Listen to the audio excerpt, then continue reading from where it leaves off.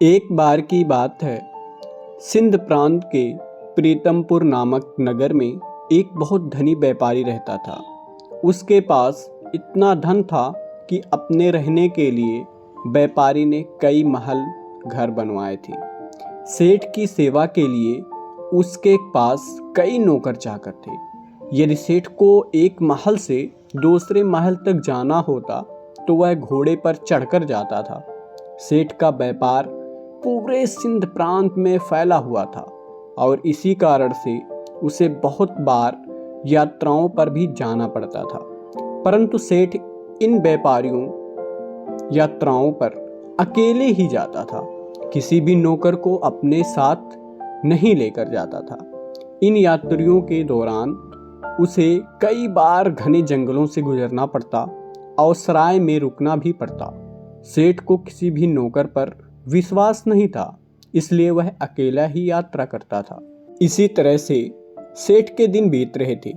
एक बार की बात है, रात के समय वह सेठ अपने महल के सामने टहल रहा था कि सामने से उसे एक बूढ़ा व्यक्ति आता हुआ दिखाई दिया।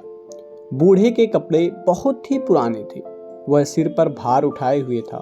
सेठ को देखकर उस आदमी ने अपने सिर का भार धरती पर फेंक दिया और प्रणाम करता हुआ बोला, श्रीमान जी, बहुत थक गया हूँ, तो यदि आप आज्ञा दें तो यहाँ रात काट लूँ। सेठ ने बोला, यह मेरा महल है, कोई धर्मशाला नहीं, जाओ दूसरी जगह देख लो। उस पर बूढ़े आदमी ने कहा, मैं केवल आपकी घुड़साल के बाहर ही पड़ा रहूंगा और सुबह हेते ही चले जाऊंगा। इस पर सेठ ने कहा, परंतु यहाँ तुम्हारी देखभाल कौन करेगा? मुझे किसी चीज की कोई आवश्यकता नहीं है। हमें क्या मालूम कि तुम कौन हो? एक मनुष्य हमें रात भर तुम्हारा पहरा देने के लिए लगाना होगा। बूढ़ा, वह क्यों महाराज? सेठ इस पर कहता है, वह इसलिए कि रात को तुम कोई वस्तु उठाकर भाग न जाओ। इस पर बूढ़ा ने अपने कानों को हाथ लगाया और सेठ को नमस्कार करते हुए अपने भार को सिर पर उठा लिया और वहां से चला गया। रात अंधेरी थी, आकाश में बादल छा रहे थे, कभी कभी कुछ बूंदाबांदी भी होने लगती थी। आंधी जाने का डर था। बूढ़ा बुरी तरह से थक रहा था, उसके हाथ पैर काम कर रहे थे, चलना कठिन था। परंतु सेठ के इन शब्दों ने उसे ऐसा बना दिया कि उसे अब प्रीतमपुर नगर के किसी भी शहर के पास जाकर विश्राम करने का विचार नहीं आया। वर्षा जोरों से आ गई। जिस तरह रात का अंधकार बढ़ता जा रहा था, उसी तरह बूढ़ा भी अपना भार उठाए हुए आगे बढ़ता ही चला जा रहा था। समय बीतता गया। कुछ दिनों बाद वह सेठ अपने मित्रों और सेवकों के साथ शिकार खेलने के लिए जंगल गया। शिकार खेलते समय उसने अपना घोड़ा एक हिरन के पीछे लगा दिया। बहुत ही यत्न करने के बाद भी वह शिकार उसके हाथ ना आया। इस दौड़ धूप में वह अपने साथियों से आगे बढ़ गया। घने जंगल में घुस जाने पर अपने नगर का मार्ग भी भूल गया और घंटों तक जंगल में ही भटकता रहा। इतने में रात हो गई, आंधी चलने लगी, बादल छा गई। कोई भी ऐसा व्यक्ति नहीं था जो उस सेठ की कुछ सहायता करता। बेचारा थक चूर चूर हो गया। जब उसे कोई मार्ग नहीं सा समझ में आया तो वह एक वृक्ष के नीचे बैठ गया। आंधी इतने जोरों से बढ़ने लगी कि जंगल के वृक्ष टूटकर गिरने लगे। तूफान के कारण अंधेरा बढ़ने लगा। हाथ को हाथ ना दिखाई देता था। प्रकृति के इस प्रकोप से घबराकर घोड़ा अपने बचाव के लिए इधर उधर भागने लगा। घोड़े का मालिक इतना थका हुआ था कि उसे होश ही नहीं था। थोड़ी देर बाद आंधी शांत हो गई। थोड़ी थोड़ी वर्षा होने से चारों ओर फैली हुई धूल बैठ चुकी थी। आकाश कुछ कुछ साफ हो गया। सेठ ने देखा कि उसका घोड़ा उससे जुदा हो गया था। वह घोड़ा उसने 2000 देकर खरीदा था और बहुत ही प्यार से उसे पाला था। अब तो उस सेठ को घर पहुंचने की कोई भी आशा नहीं थी। कहते हैं कि सवेरा होने के आसपास रात का अंधकार बहुत बढ़ जाता है। इसी तरह आशा और सूर्य की किरणों के पहुंचने से पहले निराशा और दुख का अंधेरा भी बहुत अधिक हो जाता है। बहुत अधिक दुखी और निराश होने पर उस सेठ को दूर से एक व्यक्ति आता हुआ दिखाई दिया। पहले तो सेठ डर गया कि कहीं यह व्यक्ति कोई चोर या डाकू ना हो, परंतु जब उस व्यक्ति ने पास आकर नमस्कार करते हुए अपने ओठों की मुस्कान से सेठ के हृदय को शांत कर दिया, तो सेठ को आशा का प्रकाश दिखाई देने लगा। हंसते हुए उस व्यक्ति ने सेठ से पूछा, आप इतना घबराए हुए क्यों हो? साथियों के बिछड़ने से, राह से भटकने से और किसी की सहायता ना मिलने से कहते हुए सेठ ने अपनी सारी कहानी कह डाली। यह बात सुनकर उस व्यक्ति को दया आ गई और वो सेठ अपने झोपड़ी में ले गया। वहां जाकर उसने बताया कि अपने पिता के साथ रहता है, जो रूखा सूखा भोजन हम खाते हैं आप भी खा लेना और आराम से पड़े रहना। मेरे घोड़े का क्या होगा? सेठ ने घबराते हुए यह बात कही। व्यक्ति बोला, सुबह होने से पहले मैं आपके घोड़े को भी ढूंढ लूंगा। सेठ ने बोला, वो कैसे? फिर इस पर व्यक्ति ने बोला, इस जंगल के कोने कोने से परिचित हूं। सेठ, तो क्या तुम मेरे साथियों को भी ढूंढ सकोगे? व्यक्ति, यदि वे इस जंगल में हुए तो मैं अवश्य ही ढूंढ निकालूंगा। इस उत्तर से उस अमीर सेठ को बहुत ही संतोष हुआ। वह निश्चित हो गया। अभी वह सोया नहीं था कि उस व्यक्ति ने सेठ के सामने एक दूध का कटोरा लाकर रख दिया। सेठ, यह क्या है महाशय? व्यक्ति, हमारी बकरी का दूध है। सेठ, तुम्हारे पास कितनी बकरियां हैं? व्यापारी, केवल एक। सेठ, क्या एक बकरी अब इतना दूध दे सकती है? यह एक शेर से अधिक नहीं होगा, तुम भी पियो। व्यक्ति, नहीं, पिताजी ने कहा है कि आज का दूध केवल अतिथि सेवा में ही लगाया जा सकता है। आज हम लोग दूध नहीं पिएंगे। सेठ, क्यों? व्यक्ति, हमारे यहाँ सबसे बढ़िया चीज दूध को समझा जाता है। अतिथि की सेवा में हम लोग इसको पेश कर देते हैं। मैं पिताजी का इकलौता पुत्र हूँ और दूध हमारे यहाँ सर्वोत्तम समझा जाता है। पिताजी ने यह आपकी सेवा में भेजा है। सेठ, तुम सचमुच देवता हो? व्यक्ति, नहीं सेठ, देवता तो बहुत दूर की चीज है। हम तो पूरी मानवता को भी नहीं अपना सके। सेठ, नहीं भैया, मानवता तो आप में कूट कूट कर भरी हुई है। इस तरह बातें करते करते वह सेठ सो गया। अपने अतिथि की सच्ची सेवा करने वाला वह व्यक्ति चुपके से उठा और हाथ में मशाल लिए अपने अतिथि का घोड़ा ढूंढने चल दिया। वह सुबह के समय आसपास वह अपने अतिथि का घोड़ा लेकर अपनी झोपड़ी पर लौटा।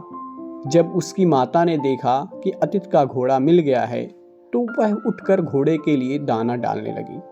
वह जानती थी कि यह घोड़ा जंगल से घास खाकर आया होगा, परंतु फिर भी उसने अतिथि के घोड़े की सेवा करना अपना कर्तव्य समझा। घोड़े को यदि दान न मिलता तो शायद अतिथि सेवा अधूरी समझी जाती।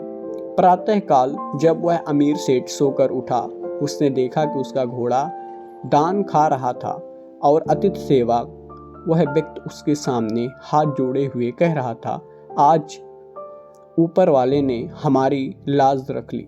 सेठ ने पूछा, कैसे? व्यक्ति ने कहा, आपका घोड़ा सकुशल मिल गया। यदि वह सामने की ओर निकल गया होता तो शायद बाघ उसे अपना शिकार बना देता। यह सुनकर सेठ ने उसे व्यक्ति को धन्यवाद दिया। इस समय उसे व्यक्ति की वृद्धि माता ने अतिथि के लिए दूध का कटोरा भरकर भेज दिया। दूध पीने के बाद सेठ ने घर लौटने की इच्छा प्रकट करते हुए कहा, मैं तुम्हारे पिता से मिलना चाहता हूँ। वह नवयुवक अपने पिता को बुलाने के लिए गया। उसके पिता बिस्तर पर लेटे हुए आराम कर रहे थे। युवक ने कहा, पिताजी, अतिथि महोदय आपको याद कर रहे हैं। इस पर पिता ने पूछा, किस लिए? पुत्र ने कहा, वे जाना चाहते हैं। पिता ने पूछा, उनसे कहो कुछ दिन और ठहरें। पुत्र, मैंने कहा था परंतु वह मानते नहीं। पिता, अच्छा तो उन्हें प्रीतमपुर तक छोड़कर आओ। पुत्र, जाने से पहले वह आपके दर्शन करना चाहते हैं। पिता, बेटा, अच्छा तो यही होगा कि मैं उनसे ना मिलूं। पिता की यह बात सुनकर पुत्र को कुछ आश्चर्य हुआ। उसने अपने पिता के सामने मुख से कभी कोई शब्द ऐसा नहीं सुना था। अतः वह पिता को इस प्रकार देखने लगा मानो उसकी आंखों में क्या शब्द हुआ है। पिता ने पितृ के इस प्रश्न को पढ़ लिया और उसे धीरे से समझाता हुआ बोला, तुम शायद यही पूछना चाहते हो कि मैं अतिथि से इस प्रकार दूर रहकर उनका निरादर क्यों कर रहा हूँ। असल में मेरी इस बात में भी अतिथि सत्कार का ही भाव भरा हुआ है। पुत्र, मैं इस अनादर में आदर की भावना को समझ नहीं सका पिताजी।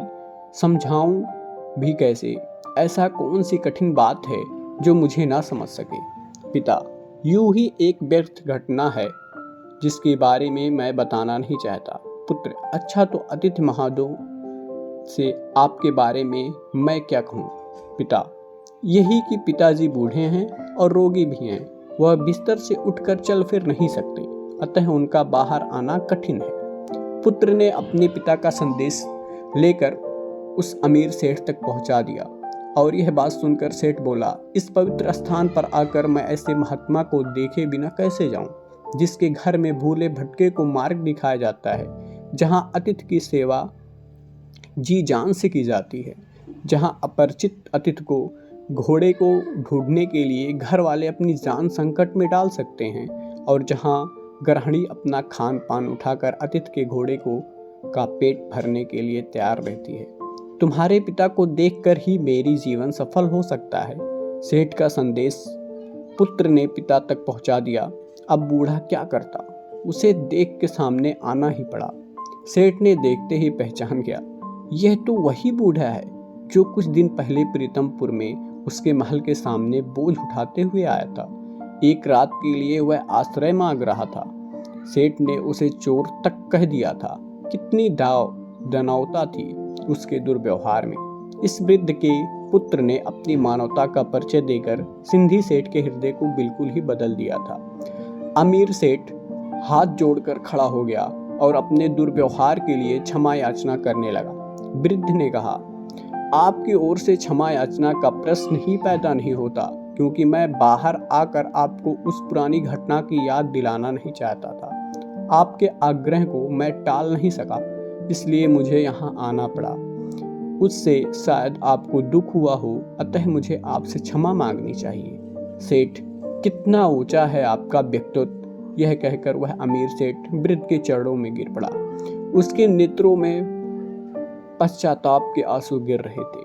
उसके ओठ फड़फड़ा रहे थे, मानो वह यही कह रहा हो, उस बूढ़े की झोपड़ी महलों से ऊंची है, क्योंकि यहाँ मानवता का निवास है। इसके बाद वह सेठ सुरक्षित अपने घर लौट गया। इस घटना के बाद उस सेठ का हृदय बिल्कुल ही बदल गया। अब वह दिन और दुखियों की सहायता करने लगा और अपने घर आने वाले अतिथियों का पूरा स्वागत और सत्कार भी करने लगा।